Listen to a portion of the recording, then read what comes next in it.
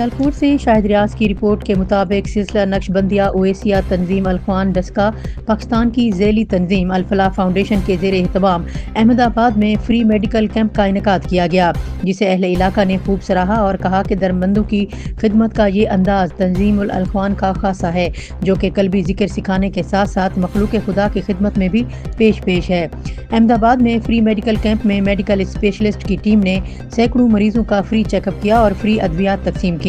मरीजों में एक बड़ी तादाद औरतों और बच्चों की थी, जिन्हें माहिर डॉक्टर्स ने एहसन तरीके से चेक किया, अद्वियात भी दी। इस मौका पर इलाका की सियासी और समाजी शख्सियात का कहना था कि अहमदाबाद जैसे दूर उफ्तादा मकाम पर मेडिकल स्पेशलिस्ट की टीम ने मरीजों का चेकअप किया और फ्री अद्वियात फराहम की। इसीलिए हम शेख सिलसिला नक्शबंदिया ओवैसिया अमीरुल तंजीम अल-ख्वान पाकिस्तान अब्दुल कदीर आवान के शुक्रगुजार हैं।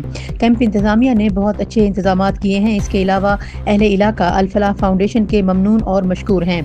लोगों का कहना था कि तंजीम अल-ख्वान कल्बी जिक्र के साथ साथ मखलूक खुदा की खिदमत में भी पेश है, जो इबादत की असल रूह है।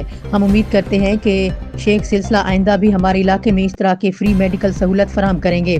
मरीजों ने शेख सिलसिला और कैंप इंतजामिया को ढेरों दुआओं से नवाजा।